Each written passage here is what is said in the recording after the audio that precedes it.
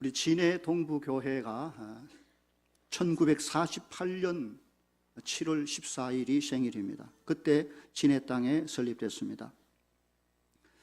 당시 일제 식민지 강점기 36년 동안 고생하다가 우리나라가 해방되고 그리고 3년 후에 교회가 세워졌습니다. 그런데 당시 우리가 식민지 치하에 있을 때 일본 사람들이 그들의 왕을 우리나라 사람들에게 신처럼 섬기도록, 신으로 섬기도록 요구를 했습니다. 신사 참배할 것을 요구했습니다. 거부하면 박해하고 투옥하고 고문하고 아주 총칼로 위협하기를 수도 없이 했습니다. 결국에 한국교회가 견디다 못해서 대부분의 한국교회가 그 신사에 참배하고 맙니다. 하나님께 예배해야 될 교회에 와서 예배하기 전에 일본 신사에게 먼저 절을 하고 예배하는 이런 정말 수치스럽고 부끄러운 짓을 한국교회가 했습니다. 그러다가 우리나라가 해방이 되고 일본은 물러가고 그래서 이 땅에 기쁨이 왔는가 싶었지만 그 당시 정치적이고 또 종교적인 그런 그 혼란의 시기가 이어졌습니다. 특히 한국교회 혼란은 이만저만이 아니었습니다. 신사 참배를 반대하기 위해 옥에 감옥에 갇혀 죽임을 당한 사람이 있는가 하면 그게 굴복해서 그런 신사 참배의 죄를 죄로 인식하지 못하고 그것을 종교 지도자들이 교회 안에 들어와 교권을 잡고 굉장히 교회가 불법적이고 비진리가 가득하고 그런 어려움 때가 그때 있었습니다. 그래서 해방 후 한국교회 지도자들이 이러면 안 된다. 한국교회 다시 살려면 교회가 특별히 종교 지도자들이 회개해야 된다 하고 신사 참배를 비롯한 이 잘못된 이런 사태에 대하여 회개할 것을 강력하게 촉구를 했습니다. 회개하라. 한국교회 다시 새로워져야 된다.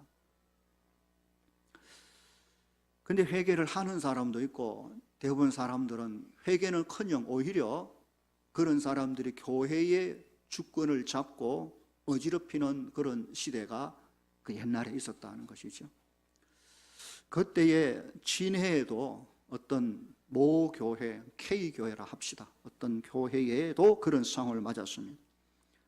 당시 그 교회의 교역자는 장경재라는 전도사님이 있었습니다. 그 역시 이 신사 참배를 반대하며 당시에 이런 죄악에 빠진 일들을 회개하자라고 강력하게 강단에서 외쳤습니다.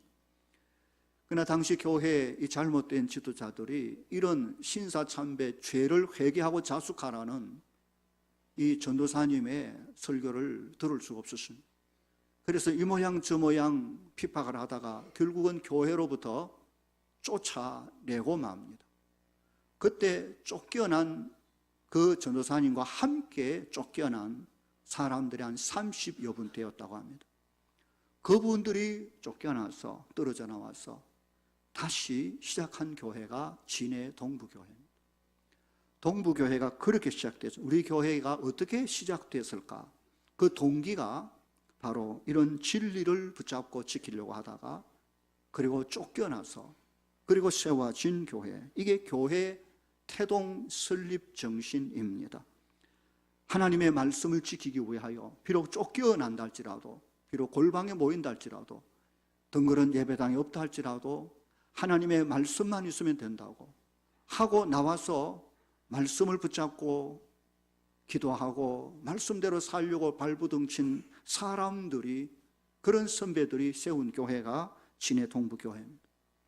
우리는 이런 우리 교회가 하나님의 말씀을 지키려고 시작한 교회라는 그런 영적 자부심을 가져야 돼요. 저도 우리 교회를 소개할 때 다른 이런 저런 것도 말하지만 자주 말하는 게 우리 교회는 다른 건 좀 못해도 성경대로 가르치고 성경대로 살려고 애를 쓰는 교회입니다. 우리는 하나님의 말씀을 가장 권위 있게 오직 하나님의 말씀에 누구든지 순종하고 그 말씀대로 살아가기 위하여 애쓰는 교회라는 것은 틀림없다라고 생각을 합니다. 우리 모두도 그런 말씀에 대한 교회에 대한 자부심을 가질 수 있기를 주의 이름으로 축원합니다. 그런데 이런 하나님의 말씀을 순수하게 진리를 지키는 일이 결코 쉬운 일은 아닙니다.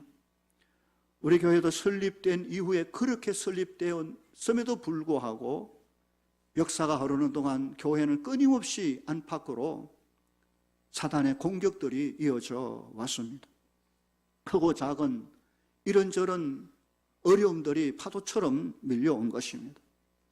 단적으로 말하면 우리 교회 70년 역사를 가지고 있는데 70년 역사 동안 담임 교역자가 13번이 바뀌었습니다. 제가 13대 담임 목사입니다. 그런데 지금까지 온 지가 28년 넘었는데 2년 반 부목하다가 담임이 되었으니까 최소한 25년 잡고 제 앞에 최상수 목사님께서 15년 이상 목회를 하셨습니다. 합하면 한 40년 잡고 그럼 그 앞에 한 30년 동안 무려 교역자가 11명이 바뀌었다는 말이에요. 그러니까 2, 3년에 한 번꼴로 담임 교역자가 왔다가 떠나가고 왔다가 떠나가고 교회 담임이 바뀔 때마다 물론 은혜롭게 이유가 있어 합당하게 얼마든지 임지를 옮기는 가능하지만 대부분 그렇지 못합니다. 숱한 진통을 겪습니다. 교회가 힘들어하고 아파하고 정말 어려운 일들이 많이 생기는 그런 과정들을 겪은 것입니다. 진해 동부교회가 이런저런 안팎의 진통을 거쳐서 오늘 여기까지 있게 되었는데 돌아보면 전적으로 하나님의 은혜였습니다. 하나님의 말씀 진리를 붙들기 위하여 애를 쓴 사람들의 교회를 하나님이 기억고 지켜내시고 여기까지 인도해 주신 것입니다. 교회가 건강하게 그렇게 성장한다는 것은 아무런 고난도 없고 아픔도 없고 눈물도 없고 그런 쭉쭉 그냥 대나무 자라듯이 그렇게 자라는 것이 결코 아닌 것입니다. 오히려 더 많은 고통과 아픔과 눈물과 어려움을 거치면서 하나하나 이겨나가며 연단되고 강해지고 튼튼해져서 여기까지 오게 된 것입니다. 우리의 신앙생활도 온실 속에 자란 화초가 아니라 풍랑을 겪고 바람을 맞고 이런저런 아픔을 겪으면서 하나하나 극복하고 이겨내고 그래서 더 단단하게 더 건강하게 성장해 가는 것과 같이 동부교회도 70년 역사를 돌아보면 쉽게 온 역사가 아니라 그 숱한 어려움과 삶 속에도 오직 하나님의 은혜로 진리를 붙잡고 여기까지 왔다라는 사실을 기억하고 하나님 앞에 감사할 수 있는 저와 여러분 되기를 주의 이름으로 축원합니다. 오늘 본문 사도행전 9장 31절을 읽었는데 저는 이걸 설교를 하자고 본문을 택한 것은 아닙니다만은 이 말씀의 배경을 보면 예수 그리스도의 십자가와 부활 사건 이후 성천하시고 성령님을 이 땅에 보내주셨습니다. 그래서 성령에 충만한 사도들이 목숨을 걸고 나아가서 구원의 복음, 십자가의 복음을 전파함으로 여기저기 교회가 세워지게 되어진 것입니다. 그러나 이것을 막으려는 사탄의 악한 계략도 엄청 많았습니다. 그런 사탄의 역할을 했던 한 사람 중에 한 사람이 바울이라고 하는 사울입니다. 바울. 그는 예수 그리스도를 믿는 사람을 잡아 죽여야 된다고 확신한 율법주의자였습니다. 그리고 그리스도인들을 박해하는데 최고 선봉에 선 사람이었습니다.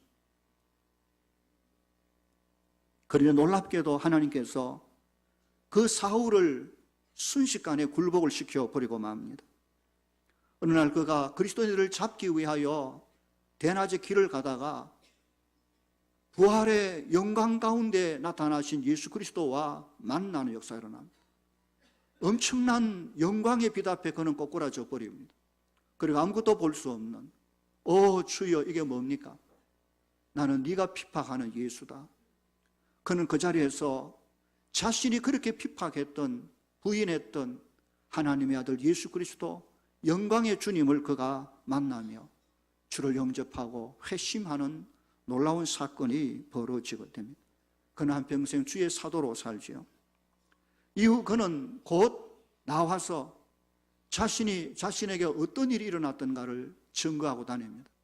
내가 전에는 이렇고 이런 사람이었는데 그 예수를, 그 부활의 주님을 내가 만났고, 내가 만나보니 그는 그야말로 성경이 말한 바 그리스도요, 하나님의 아들, 바로 그 예수였다고 증거합니다. 그러나 당시 유대인들은 이렇게 돌변해버린 바울을 그냥 둘 리가 없었습니다. 이 사울을 잡아 죽여야 되겠다라고 사람들이 공모하고 있었습니다. 오늘 본문은 바로 그런 와중 속에 기록되어진 구절입니다. 다시 28절 이하에 보십시오. 사울이 제자들과 함께 있어 예루살렘에 출입하여 주 예수의 이름으로 담대히 말하고 헬라파 유대인들과 함께 말하며 변론하니 그 사람들이 이 바울을 죽이려고 힘쓰니 형제들이 알고 가이사랴로 데리고 내려가서 다사로 보냈습니다. 오늘 본 31절, 그리하여 그 과정을 진통을 거쳐서 온 유대와 갈릴리와 사마리아 이스라엘 땅 전체가 세워진 모든 교회가 평안하여 가고 든든히 서 가고 주를 경외함과 성령의 위로로 진행하여 그 수가 더 많아졌다라고 했습니다. 그냥 수가 많아진 게 아닙니다. 이런저런 엄청난 진통을 거치면서 예수 그리스도의 십자가 복음 그 진리를 파수하는 바로 그 시대의 교회가 그렇게 든든히 서가고 평안해져 갔다라고 말하고 있는 것입니다. 우리 진해 동부교회도 그렇게 70년의 역사를 걸어왔습니다. 돌아보면 두 가지입니다.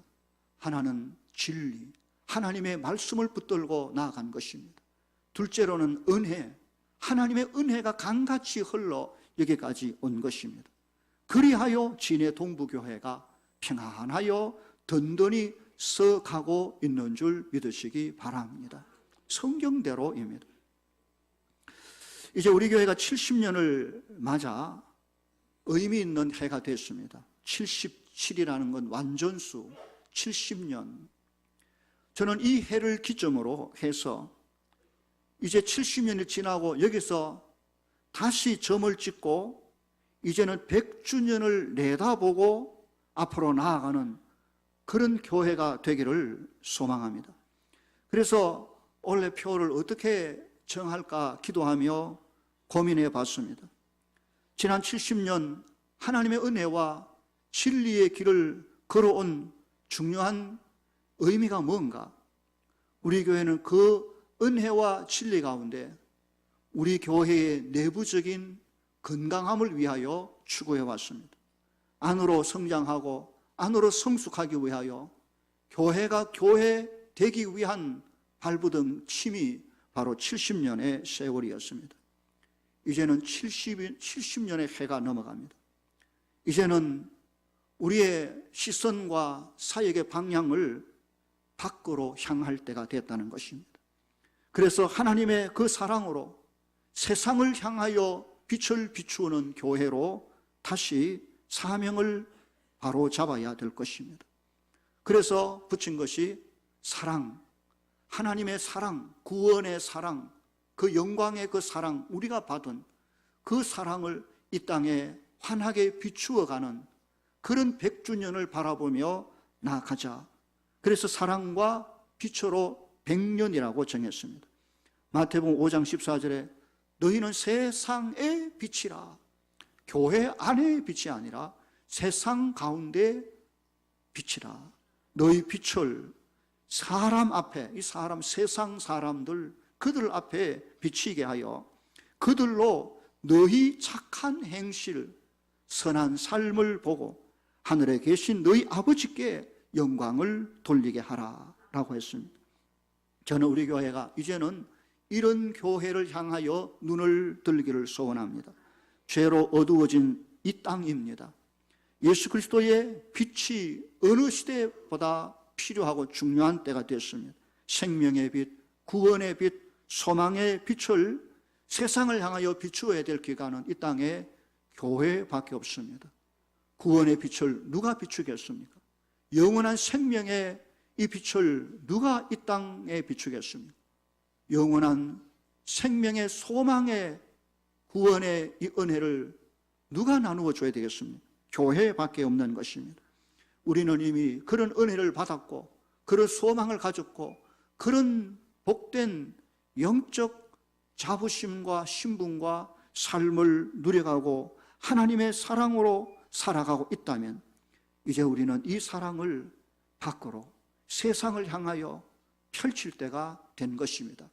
이제 70주년을 맞이해서 100주년을 바라보며 이제는 기지개를 켜고 세상을 향하여 주의 영광의 빛을 드러낼 때가 된 것입니다.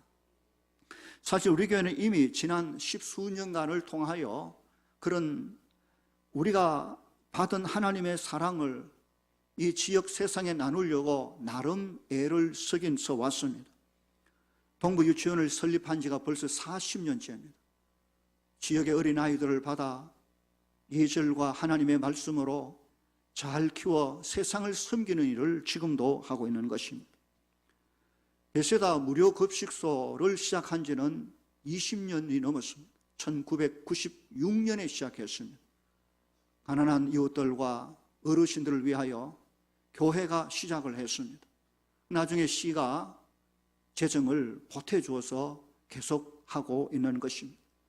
100수십 명씩 매일 와서 한 끼에 밥이라도 따뜻하게 나누어 먹는 그 일들을 펼쳐오고 있었습니다. 드림재단 설립한 지도 10년이 넘어갔습니다. 특별히 장애인 사역을 허락하셔서 시설들이 드림재단 안에 주보여보면 많이 있습니다. 우리 드림재단 안에 복지사로 근무하는 직원이 40명이 넘습니다. 활동 보조 사역 이런 일을 통하여 함께 일하는 직원은 130명이 넘습니다. 하나님께서 이들을 주의 일꾼으로 삼으시고 세상으로 나아가 세상을 섬기는 연습 훈련을 하게 하신 것입니다. 노인대학도 돌아보니 10년이 훌쩍 넘었습니다. 지역의 어르신들을 모셔서 170여 명 이렇게 오셔서 하나님의 말씀을 배우며 삶의 의미를 찾고 소망을 하늘에 두게 하기 위한 이 일들을 하고 있는 것입니다. 도서관을 개방해서 지역에 누구든지 언제든지 와서 추울 때는 따뜻하게 더울 때는 시원하게 책을 읽고 공부할 수 있도록 도서관도 열어둔 것입니다. 저는 이 모든 일들이 동부교회가 이제는 세상을 향하여 더욱더 나아가야 된 그 첫걸음이라고 생각한 것입니다. 이제는 이 사역을 본격적으로 해야 돼요. 왜냐하면 70년 동안 우리가 받은 은혜와 복들이 너무 많기 때문에 이제는 그 토대 위에서 세상을 향하여 교회로서의 기능들을 제대로 해야 될 때가 된 것입니다. 진해 동부교회가 진해 구민 아니 창원 시민에게 소망이 되고 희망이 되는 그런 교회로 나아가야 될 것입니다. 이 경남 지역과 어쩌면 대한민국의 정말 교회 같은 교회, 어두운 한 구석을 밝히는 생명의 빛으로 교회가 세상 앞에 우뚝 서 있어져야 될 것입니다. 밤중에 높이 솟아있는 십자가 종탑 그 불빛 모양만 아니라 정말 온 성도들의 삶과 교회 사역이 세상 가운데 녹아들어 어두운 세상을 밝게 하고 부패를 물리칠 수 있는 이런 교회로서의 위상을 다시 한번 붙잡을 수 있는 그런 계기가 되기를 바랍니다. 이제 70년 지나고 100주년을 내다보면서 이런 성숙한 교회, 건강한 교회로 다시 한번 시작하려면 어떻게 해야 될까 고민을 하다가 저는 올해 밑에 있는 3가지 주제를 붙잡았습니다. 다시 기본으로 돌아가자. 다시 기본으로 돌아가 기본기를 튼튼히 하고 돌아보고 그리고 세상을 향하여 열심히 아름답게 살아나가 보자 하는 결심을 한 것입니다. 그리스도인의 삶 속에 아주 중요한 뗄 수 없는 영역은 세 영역입니다. 그 외에는 없습니다. 그 첫째가 가정입니다. 가정. 거기서 우리가 다 태어나고 출발하고 시작합니다. 그리고 둘째가 교회입니다. 교회에서 하나님을 만나고 예배하고 말씀을 배우고 영적으로 눈을 뜨고 사명을 발견하고 영적 학교와 같은 교회입니다. 세 번째로 어디입니까? 세상, 내 직장, 일터, 이웃입니다. 이 세 영역만이 우리가 이 땅에서 감당해야 할 영역 이외에는 없는 것입니다. 태어나서 교회를 통하여 힘을 얻고 세상에 나가 일하는 바로 이 구조를, 이 사이클을 지켜야 됩니다. 오늘도 여러분들께서 집에서 가정에서 나왔습니다. 교회를 통하여 말씀을 듣습니다. 그리고는 이제 세상으로 나아갑니다. 요 세 영역의 소중함을 놓치면 절대로 안 되는 것입니다. 가정은 무엇보다 행복해야 됩니다. 교회는 건강 튼튼해야 됩니다. 그래서 세상을 아름답게 하나님의 영광이 가득 드러날 그런 역사를 감당해 가야 될 것입니다. 이 세 영역을 기억하시고 올 한 해는 늘 우리 가정을 다시 돌아보고 점검하고 우리 교회를 다시 한번 건강성을 확인하고 세상을 향하여 교회가 무엇을 어떻게 해야 될지 점검하며 발돋움할 수 있는 그런 해로 만들어 가야 될 것입니다. 첫 번째로 우리가 중요하게 여길 것은 가정입니다.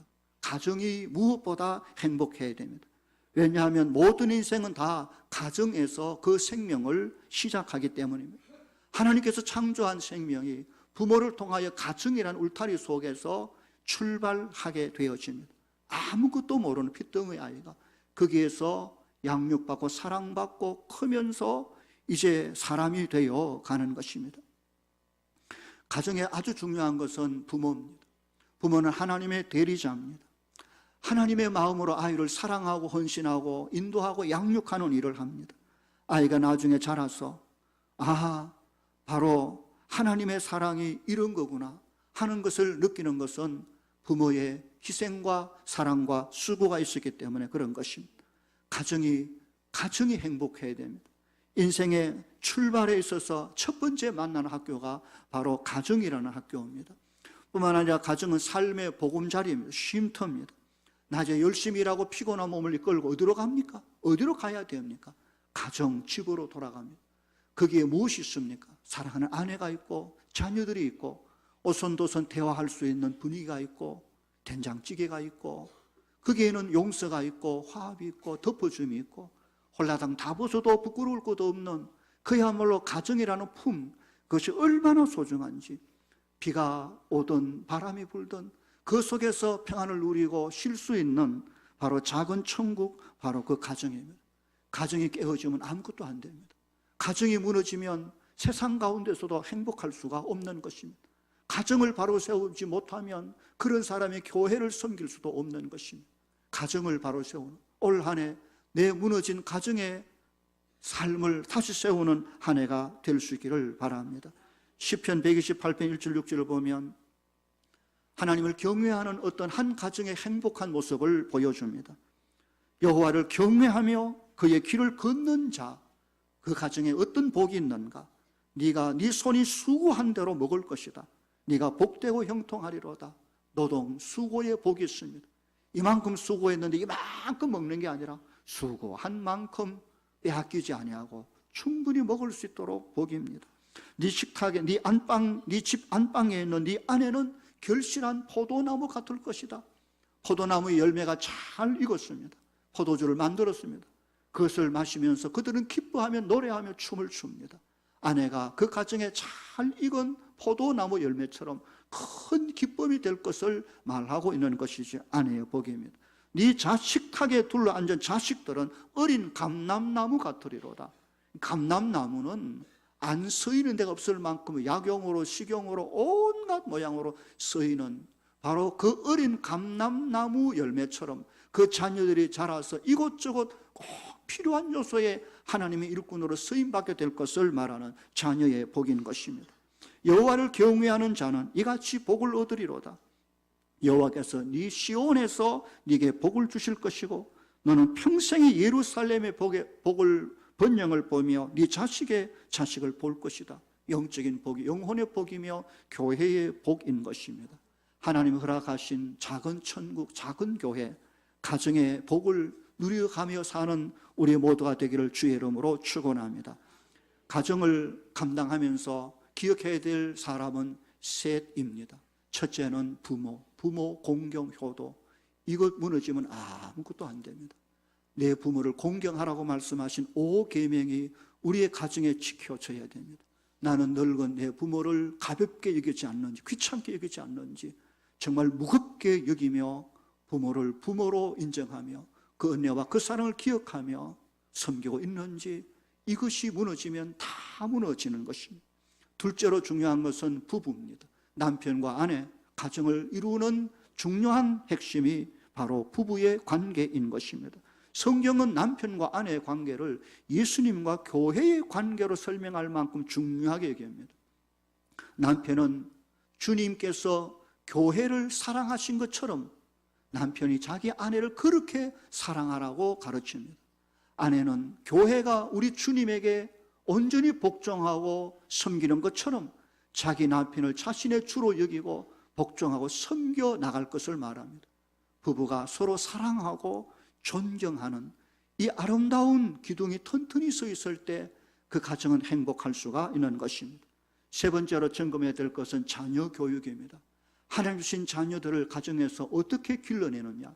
자녀는 부모의 소유가 아니라 하나님의 선물입니다. 하나님의 목적이 있고 뜻이 있어 그 가정에 보내주신 이 자녀를 받아 어떻게 기도하며 양육할 것인가. 부모의 책임이 아주 중요합니다. 하나님의 말씀과 주의 사랑으로 교회 안에서 하나님의 형상을 회복해 갈 수 있는 자녀로 길러낼 수 있어져야 될 것입니다. 하나님을 알게 할 뿐만 아니라 또한 인격과 예절과 품성을 가르쳐야 됩니다. 어렸을 때부터 어른들에게 인사하는 법을 가르쳐야 됩니다. 부모에게 효도하는 법을 가르쳐야 되고, 노크하는 법도 가르쳐야 되고, 가다가 쓰레기 떨어진 거 줍는 것부터 가르쳐야 되는 것입니다. 좌우를 분별할 줄 아는 법을 가르쳐야 됩니다. 힘들 때 참는 법도 가르쳐야 됩니다. 때로는 지는 법도 가르쳐야 되는 것입니다. 때로는 맞아가면서 아파해가면서 잘못된 습관과 악한 것을 찢어내고, 그리고 그리스도의 말씀으로 새롭게 하는 강한 훈련을 가정에서 감당할 수 있어져야 됩니다. 그래서 가정은 항상 부모에 대한 공경, 부부에 대한 관계의 건강함, 자녀 양육에 대한 이 책임, 이 사명이 잘 성경대로 이루어질 때 가능한 것입니다. 특별히 가정은 또 하나의 작은 세상이기도 합니다. 가정은 모든 가정이 다 예수 믿고 구원받은 사람으로 조직된 건 아닙니다. 남편이 안 믿을 수 있고 자녀가 믿지 않을 수도 있고, 가정은 또 하나의 세상이기에 전도해야 될 대상이 함께 있는 것입니다. 세상에 전도하기가 쉽지 않지만, 그러나 늘 나와 함께 더불어 사는 그 사람에게 내가 믿는 예수, 내가 믿는 하나님의 말씀과 그 삶을 보여주지 못하면 그가 무엇을 누구에게 전도하겠습니까? 같이 더불어, 안 믿는 사람들이 하나님을 믿는 신앙에 오해를 합니다. 그래서 안 믿으려고 합니다. 천국이 싫어서가 아니라 몰라서 안 믿으려고 합니다. 그런데 자기 아내가, 자기 남편이 하나님을 믿고 살아가는 그 삶과 늘 같이 생활하는데도 믿는 사람에게서 불신자가 하나님의 사랑과 은혜와 그 영광을 느끼지 못한다면 이 신자는 잘못 살고 있는 것입니다. 어떻게 같이 사는데 못 보여줍니까?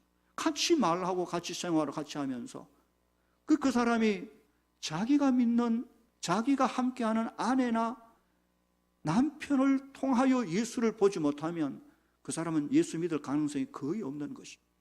그러므로 올 한 해는 정말 이런 구원해야 될 가족이 있다면 올 한 해 특별히 기도하고, 다른 세상 누구를 전도하기 전에 내 남편, 내 아이, 내 아내 사는 가족 구원의 역사가 일어날 수 있는 새해가 될 수 있기를 주의 이름으로 간절히 축원합니다. 우리 교회 부설로 행복한 가정사역원이 있습니다. 기도 많이 해주시기 바랍니다. 거기에는 상담 전문가도 있고 또 가정을 세우는 여러 프로그램들이 진행되고 있습니다. 여러분의 가정들을 도와줄 수 있고 섬길 수 있는 장치들이 되어 있습니다. 그래서 항상 이런 일들이 있을 때 함께해서 올 한 해 우리 가정에 이런저런 구멍나고 무너진 부분을 새롭게 하고 정말 행복한, 하나님이 창조하신, 세워주신 가정 천국을 맛보며 사는 우리 모두가 되기를 주의 이름으로 간절히 축원합니다. 우리가 100주년을 내다보며 세상을 감당하려면 무엇보다도 우리 가정과 함께 교회의 건강함입니다. 교회가 건강하다는 말은 딴 말 아니고 교회가 성경적이다는 말입니다.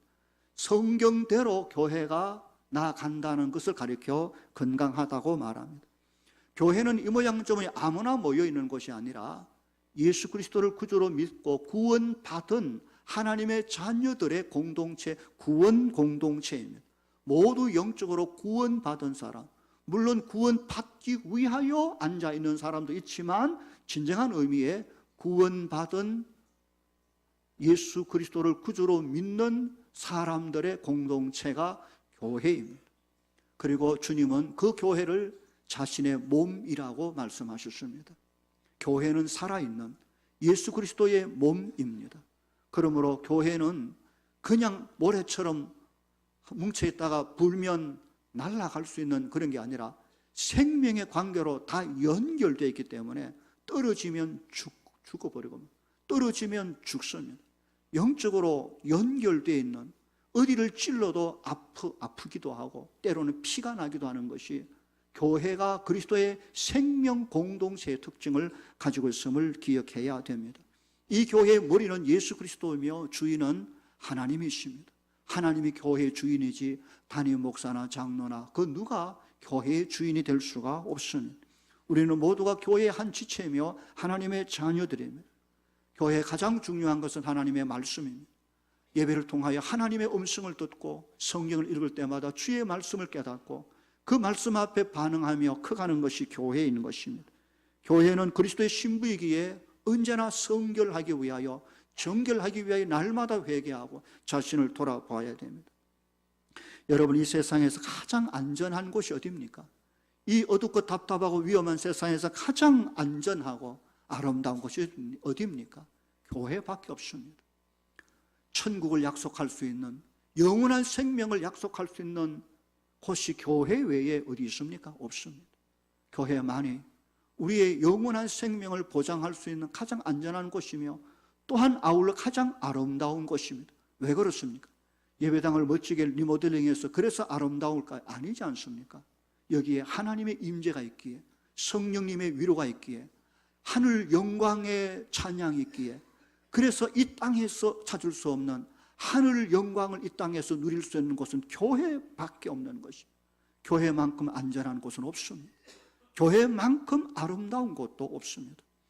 어떤 남편이 안 믿는 사람이 아내를 두고 멀리 외국에 오랫동안 장기 출장을 가야 되는데 이 아내를 맡길 데가 없는 거예요. 내 또 놓으면 엉뚱지 다가 싶어가지고 늘 걱정하다가 결론 내린 게 교회 보내자. 교회 맡기면 안전할 거야 하고 교회에 보냈다. 그 참 지혜로운 판단이었다라는 생각을 하지. 교회는 하나님이 그를 지켜주시기 때문에 그런 것입니다. 교회는 이 땅에서 구원의 방주이며 천국까지 가는 안전 열차와도 같아서 동부교회라는 천국 열차를 타고 주와 함께 주의 영광 위하여 더불어 안전하게 아름답게 나아갈 수 있는 우리 모두가 되기를 주의 이름으로 축원합니다. 성경적이고 건강한 교회 안에서는 어떤 일이 이루어집니까? 이것은 우리가 너무나도 잘 알 겁니다. 동부교회 5대 목적에서 잘 밝혀놓고 있습니다. 가장 중요한 것은 예배입니다. 온 공동체가 하나님을 찬양하고 기도하고 말씀을 듣고 결단하고 헌신하는 예배가 역동적으로 살아있어야 그 교회가 건강하게 될 것입니다. 찬양할 때 열심히 부르고 기도할 때 뜨겁게 하고 말씀 집중적으로 듣고 주 앞에 회개하고 결심하고 그리고 이로써야 그 예배가 예배다운 것이죠. 둘째로 온 성도들이 서로 교제하고 사랑하고 교통하는 것입니다. 서로 섬기고 서로 도와주고 함께 삶을 나누는 것이죠. 셋째로 영혼 구원입니다. 교회가 다음 세대, 다음 잃어버린 영혼을 찾기 위해 발부둥치고 한 영혼 출생시켜 하나님의 백성으로 세워가는 것이 교회의 건강함이 있지 않겠습니까? 네 번째로 양육, 훈련, 교육입니다. 하나님의 사람으로 강한 훈련을 통하여 세상 어디에 내놔도 견뎌낼 수 있을 믿음을 키워가고 다듬어가는 것이 교회인 것입니다. 교회는 그냥 와서 놀다가 편안하게 은혜 받고 가는 곳이 아니에요. 여기서 부대 끼고 여기서 야단도 맞고 일도 하고 훈련도 하고 땀도 흘리고 고생하고 해서 하나님의 사람으로 갖추어야 될 영적 내공을 여기서 길러내는 것입니다. 그리고 세상에 가서 그 힘으로 세상과 더불어 싸워 하나님의 영광을 드러내야 될 것입니다. 결국 교회는 이 세상을 섬기는, 봉사하고 섬기고 나누는 곳으로 교회 공동체의 성격을 가지게 되는 것입니다. 기억하십시다.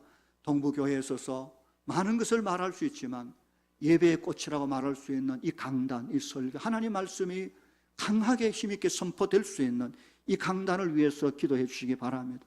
우리 교회는 6명의 하나님의 말씀을 설교할 자격을 가진 설교자가 있습니다. 어떤 주일날 나오는 사람은 우리 교회는 설교하는 사람이 담임 목사 한 사람뿐인 줄 알지만 그렇지 않습니다. 저보다 훨씬 더 탁월하게 설교를 깊이 있게 잘하는 5분의 또한 사역자들이 이 강단을 지켜내고 있음을 기억해야 될 것입니다. 주일 오후에 와보십시오. 수요일 와보십시오. 새벽 기도에 와보십시오. 목사님들이 서로 돌아가며 설교하는데 주옥 같은 그 말씀들이 저와 여러분을 살립니다. 정말 설교가 가만 보면 주일 낮보다도 주일 오후가 더 좋고, 주일 오후보다 수요일이 더 좋고, 수요일보다 새벽이 더 좋고, 그 말씀을 들을 때마다 우리 성도들이 풍성한 꼴을 먹고 건강하게 자라는 모습이 얼마나 좋고 감사하고 또 감사한지 여러분 강단을 맡은 사역자를 기도하시기 바랍니다. 그래서 주보에다가 올해 표지에다가 아예 우리 설교자들 6명을 사진을 딱 찍어놨습니다. 그래서 보시고 늘 기도하라고. 그래서 우리 교회가 설교 말씀이 막히지 않는 강단의 건강함이 살아있어야 됩니다. 또 하나 교회 중요한 소그룹입니다. 다시 말하면 이런 대예배를 통하여 함께 예배하는 영광도 살아있어야 되고, 이것만큼이나 중요한 것은 작은 그룹으로 모임을 만들어 서로 함께 기도하고 함께 섬기고 나누고 아파하고 울 수 있는 이 구역 순모임 조직이 그렇게 중요합니다. 지금 현재 59개 구역이 있는데 우리 동북의 모든 성도들이 거기에 소속이 되어 있습니다. 함께 모여서 같이 말씀 나누고 같이 교제하고 밥을 먹고 실제로 그렇게 뒹굴며 믿음을 격려하고 세워줄 수 있는 것은 구역교회가 기능이 굉장히 중요하게, 구역교회의 이 기능, 이 사역을 활발하게 해야 됩니다. 또 하나 소그룹의 중요한 것은 남녀전도회입니다. 남전도 6기관과 여전도 10기관, 연령별로 특별히 교회를 돌아보고 회원들을 살펴보고 세상을 섬길 이런 사역하는 기관으로서 남녀 전도회의 건강함이 얼마나 중요한지 모르는 것입니다. 그리고 크게 세 번째로 교회가 중요한 것은 다음 세대 주일학교입니다. 우리 사랑부와 유치부, 유년부, 초등부, 중고등부, 대학, 청년부, 장차 이들이 우리 교회의 기둥이 되고 세상에 나가 세상을 변화시킬 하나님의 일꾼으로 우리가 우리 다음 세대를 전도하고 이들을 양육해내지 못하면 동북의 미래는 캄캄할 수밖에 없는 것입니다. 여기에 목사님들이 정말 바르게 설교해야 될 뿐만 아니라 여기에는 많은 교사로 헌신된 종들이 수고를 합니다. 어린 영혼을 붙들고 신방하고 기도하고 상담하고 살피고 예배를 인도하고 공과를 가르치는 이거 100수십 명의 교사들이 지금 다음 어린 아이들을 가슴에 품고 기도하는 수고의 종들이 교회를 세워가는 것입니다. 혹시 여러분 가운데도 나도 예수 믿은 지 오래됐고 하나님도 잘 알고 시간도 충분히 되는데 그렇다면 하나님께서 나를 교사로 불러주시 않았는지 생각해 보시기 바랍니다. 한 영혼 붙들고 울고 애쓰고 힘쓰면서 교사의 신앙도 무럭무럭 자라고 교회가 건강하게 되어감을 꼭 기억해야 될 것입니다. 우리에게 또 하나 강조하고 싶은 것은 저는 목회하면서 정말 피부로 삶으로 사역으로 느낀 것은 당회의 소중함입니다. 한 분 한 분 모두가 다 중요하지만 함께 교회의 중요한 일들을 의논하고 기도하고 고민하고 아파하며 문제를 해결해 나가고 그 사역을 하나씩 어깨에 메고 온 교회를 섬겨가는 하나님께서 동부교회를 통하여 세워준 장로님들의 헌신과 사역의 무게가 정말 중요하고 크다는 것을 갈수록 느낍니다. 목회는 목사 혼자 하는 게 절대로 아닙니다. 목사한테 목회 맡기면 누구나 자칫 교회를 말아먹을 수도 있는 게 목사입니다. 그래서 항상 목사의 삶과 그 설교를 살펴 격려하고 세워줄 수 있는 당회가 너무나도 필요하고 중요한 것입니다. 여러분 기도해 주시기 바랍니다. 당회는 성도들 위해 군림하는 자리가 아닙니다. 성도들 어깨에 메고 섬기는 가장 낮은 곳에서 애쓰고 힘쓰는 삶, 위에서 기도해 주고 순종하고 복종하고 잘 섬겨 더불어 동부교회를 건강하게 세워가는 우리 모두가 되기를 주의 이름으로 축원합니다. 마지막으로 강조할 것은 세상을 행복하게 하는 것입니다. 여기 세상이라는 것은 이웃 또는 직장, 사업, 이 땅의 삶을 두고 하는 말입니다.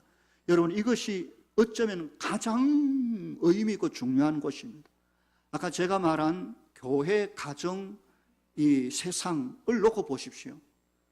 여러분, 교회는 일주일에 한 번 옵니다. 와서 잠시 예배드려 가지요. 그 다음에 와도 머무는 시간이 별로 없습니다. 가정은 어떻습니까? 집에 직장 마치고 들어가서 밥 먹고 자버립니다. 그럼 밤새도록 자고 아침에 일어나면 또 직장 나가버립니다. 집에서 온전히 좀 눈 뜨고 이렇게 있을 시간이 별로 없습니다. 그런데 남은 대부분의 시간 어디서 보냅니까? 직장에서, 일단 세상에서 보냅니다. 우리는 하나님 우리를 창조하여 세상으로 보냄을 받은 사람입니다. 하나님 구원받은 우리가 교회 안에서만 살아라고 보낸 게 아니라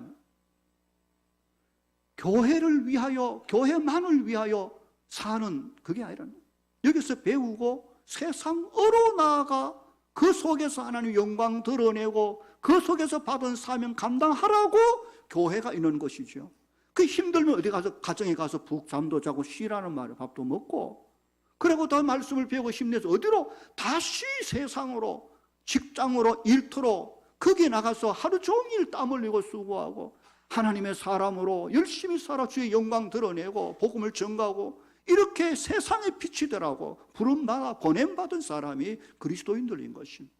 예수 잘 믿을수록 세상은 점점 멀리하고 자꾸 교회 안에만 파고 들어가지고 교회 안에만 어떤 사람 가정 안에서만 아니에요. 세상으로. 그러려면 세상에 나가서 동화되지 않고 세상에 누군가를 변화시키고 주의 영광 나타내려면 반드시 건강한 교회를 통하여 영적으로 단단히 무장을 안 하면 안 되기에 교회가 필요한 것입니다. 하나님께서 이 땅에 가서 교회 안 하면 있다 와라 천만에, 가정 속에만 행복하게 오손도손 살다 와라 천만에.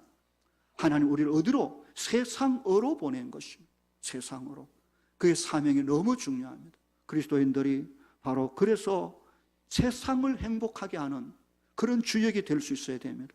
우리 주보 2페이지에 보면 제가 늘 기록해놓은 한 구절이 있습니다. 거룩한 교회가 꿈꾸는 행복한 시내. 우리 교회가 거룩한 교회로 존재한다면 우리의 꿈은 뭔가? 결국 이 땅에 하나님의 영광 가득한 이 진해가 동부 교회로 말미암아 행복해지는 것이다 라고 말할 수 있는 것입니다. 진해 동부 교회가 있기에 진해가 행복해지는 그런 시대를 열어가야 될 것입니다. 사실 세상 사람들은 진해 동북의 성도들의 신앙을 보지 않습니다. 믿음이 얼마나 좋은가, 하나님 얼마나 잘 믿는가 이런 거 안 봅니다. 보이지도 않습니다. 그들이 보는 것은 우리의 말과 삶을 봅니다. 교회 가더니 그 사람 말이, 삶이 너무나도 아름다워졌네. 도대체 교회가 어떤 곳인가? 도대체 그 가서 뭘 배우기에, 뭘 믿기에, 누구를 믿기에 저렇게 삶이 아름답게 달라졌을까? 라는 궁금증을 불러일으키는 삶을 세상 가운데 살아내자는 말입니다. 우리 교회도 그렇습니다. 저 교회 가면 달라져, 변화돼. 그 교회가, 니도 안 되면 교회 가라. 사람들이 교회를 의지할 수, 교회를 소망의 통로로 삼을 수 있는 교회가 어두운 세상의 빛이, 세상은 예전이나 지금이나 어둡기 한량 없습니다. 다시 말하면 세상은 빛이 너무나도 필요한 때입니다. 그 빛은 예수 그리스도, 그 생명은 예수 그리스도, 영광의 빛은 그리스도입니다. 오늘 그리스도 안에는 저와 여러분 동부교회가 그 빛을 세상에 비추는 등대와 같은 역할을 할 수 있기를 바랍니다.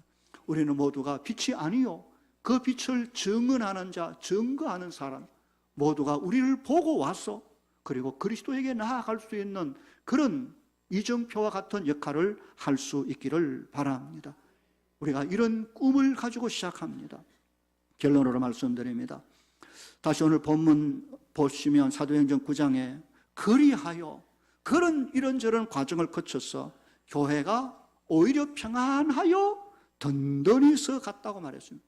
그리고 더욱 교회는 주님을 경외하게 되고 힘들고 어려운 일들이 닥칠 때마다 성령님의 그 위로가 충만해지고, 그래서 그 교회 안으로, 그 소망의 방주 안으로, 구원의 방주 안으로 세상에 자꾸 나와서 구원의 길로 나아가는, 그래서 수가 더 많아지는 것입니다.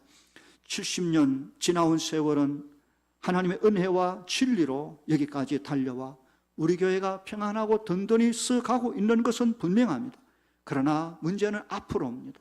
백준을 내다보며 받은 이 사랑과 은혜를 계속 안으로만 품고 있다면 이것조차 썩을 가능성이 있습니다.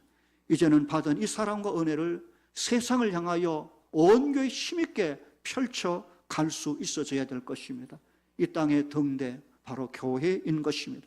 쉽지 않지만 우리 주님 오실 때까지 함께 믿음을 키우며 함께 하나가 되어 성령의 충만한 은혜 가운데 예배 공동체로, 세상을 향한 섬김의 공동체로 우뚝 서 마지막 주 오실 그날까지 부끄럽지 않게 달려가는, 앞으로 100주년을 바라보고 믿음으로 더욱 힘차게 달려가는 우리 모든 성도들 다 될 수 있기를 주님의 이름으로 간절히 축원합니다.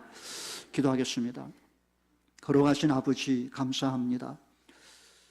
그리하여 교회가 평안하여 든든히 서 갈 수 있었던 초대교회처럼 동부교회 70년의 역사 가운데 이런저런 숱한 고난과 시련과 눈물이 있었지만 그리하여 교회가 더욱더 건강하고 튼튼하게 서 갈 수 있도록 해주심을 감사합니다. 이제는 세상을 향하여 교회가 교회다운 그 사명과 그 시선을 온전히 바라보고 주의 사명 감당하는 교회 되게 해 주옵소서. 이 땅은 심히 어둡지만 그래서 빛이 꼭 필요한 이 시대에 교회가 그리스도의 빛을 비추는 생명의 빛이 되게 하여 주시옵소서. 함께 하심을 감사하고 예수님 이름으로 기도하옵나이다. 아멘.